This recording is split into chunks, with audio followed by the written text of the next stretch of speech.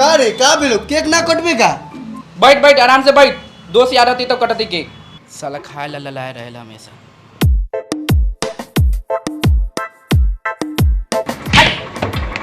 देख के चलना ये हईसे ही कौन चलाई चलते रे। साले ढकेल ले नु तो साले फफेली फाड़ दे। साले ज्यादा हड़बड़ी बा जो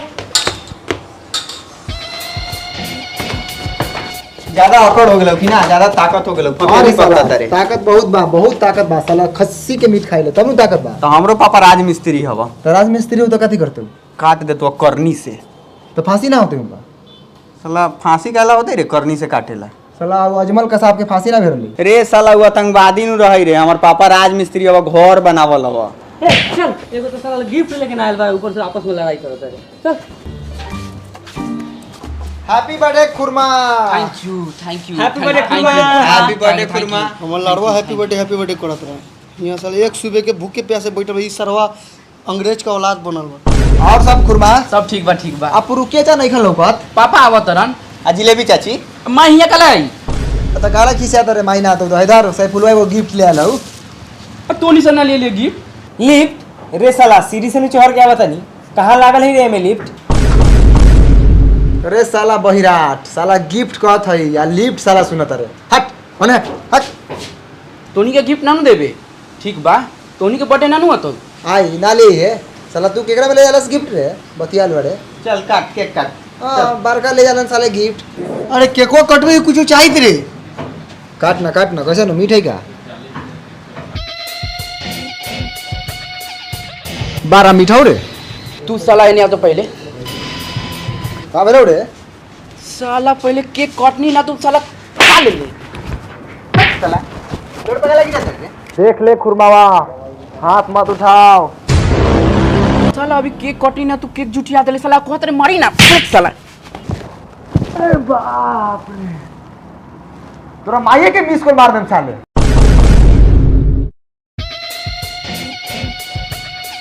अरे बाप रे बाप ये हमरा माई के मिस कॉल मारे लकल। रुक साला रुक। रुक और साला मरबो मिस कॉल। तोर माई के नंबर सेव कर बनी जिलेबी चाची। मोर साला सा कट के मोर साला सब बर्थडे मनावे आयल बारे की पहलवानी लड़े आयल बारे। रे साला मिस कॉले मारला नु कहत हूं त तू अपना माई के का नंबर ब्लैक लिस्ट कर देता हूं। तू साला गिफ्ट ना ले ले तू केक ना खइबे। हां ना के जो साला केक खाइला साला हम तरसी लेकर रे। साला हम रोज नु खाइले केक 5 रुपए वाला किन के। हां चल तू रोज खा लो हमने के ना खाइले। चल चल हट। चल रुक कहीं पे 24 पे है। हां अब काट।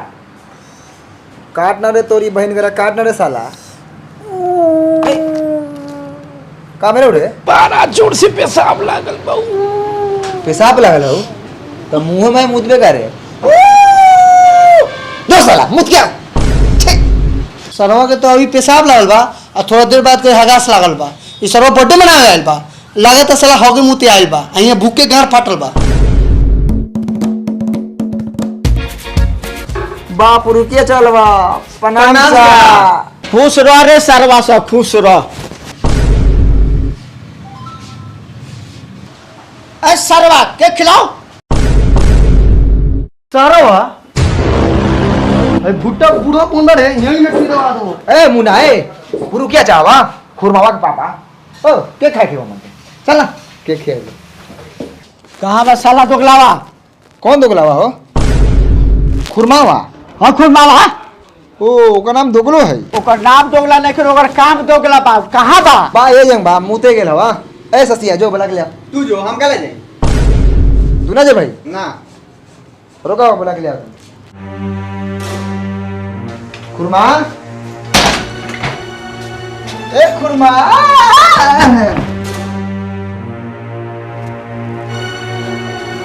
खुरमा ए खुरमा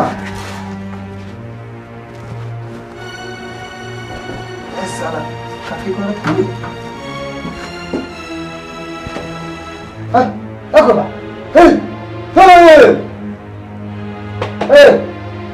ए काबिल ना आयल अभी ले।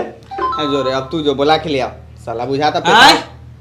ए बुला के ले आओ। जरा फालतू ना बोल मतलब मुंह फोड़ देबो ये नहीं। रह साला हम ही बुला के ले आइले चाचा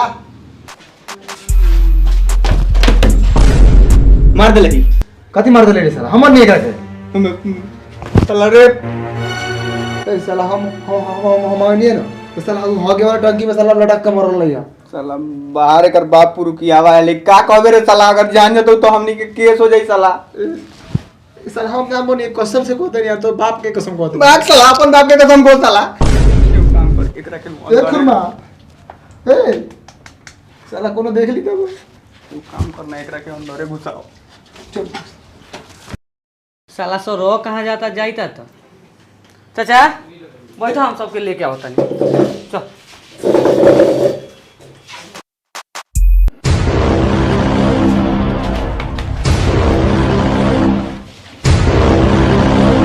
रे खुरमावा बेहोश काले भी नहीं रे काती करले एकरा के रे ए बंटी हम पहले आ रही एकरा खोजे ना तो साला होबर बेहोश पर रखा टंकी पर पूछ ले सोसिया से साला हमनी ना मरनी है अच्छा त ससिया तू मरलई ह काहे मरलई रे एकरा के रे रे भाई एकरा के समझाओ रे साला हमनी के फंसवा देतौ ससी थूकते है पर तू अरे साला इस साला गलत बात सुना था साला रे साला कान के मशीन काम दे ई साला सबके फंसवा देतौ ई साला बहिरा ऐसे हमार लारवा सब कोई तरह तू ना मरली तो कौन मरलई रे ए साला ऊपर ही से उ साला सीट पर मरल लई रे साला कैसे समझाई तोरा के बोल साला तू साला हमनी मरबै रे साला जब तोनी ना मरलई ह तो पुरुकिया कथी समझतई उ आके ओही बेर से बैठल है तोनी तो फंसबे करबे तोनी के साथे साथे हमनी टेलाम देख मिराज ना तू मरलई ह ना ससिया मरलई ह ना से फुलवा मरलई ह ना हम मरनी ह हमनी के चारों गो ना मिल के मरनी ह रे साला तो सीधा ना कहा जाता कि साला कोनो ना मरले चारों बार मरले ये साला ई साला बड़ा बहिरा पागल हौ रे ये साला सबनी के फसवाई देख एगो काम कर कि जहाँ मरल रखा उतनी रख आ चल हमनी से मतलब बड़का चुके टेलतो कितना बड़का ठीक कहत हो रे साला से फुलवा एकदम सही बोल ले बा उठाओ साला के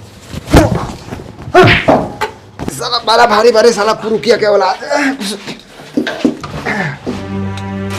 सीधा आग रे साला आग रे साला रे साला रे तू साला कैसे मर ले रे साला हमनी के फंसावे के चक्कर में पड़ल बड़े बोल साला रे साला उ मरल आदमी बोलता है कि उ कैसे मरलई ह साला पागल बारे का रे ए साला के तो पड़ रे साला और साले आज एमे एगो और लाश हो गया साला रास तो जाई ठीक कहता रे लेकिन साला तू आ रहा है अब अरे बोल साला झूठा उठा पड़े साला ए साला छोड़ ना साला छोड़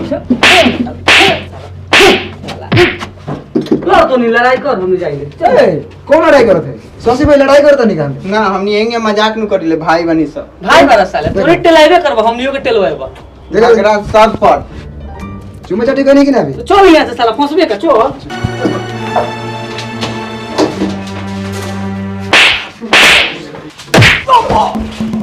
ओहो ए साला हमें टंग दी मारा साले बाप रे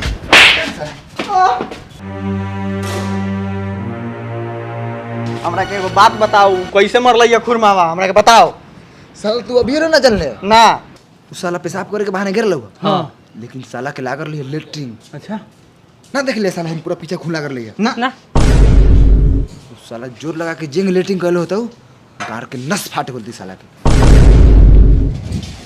बस छूट गेलई ह के कर तोरा बाप के ए के कोना खेबे के खाबे करे बुढ़वा हरे साला खाइब ना के खाबे और खाबे साला तू खाबे रे खा साले केक बेटा तो और गार लिया होता साले लेटरिन में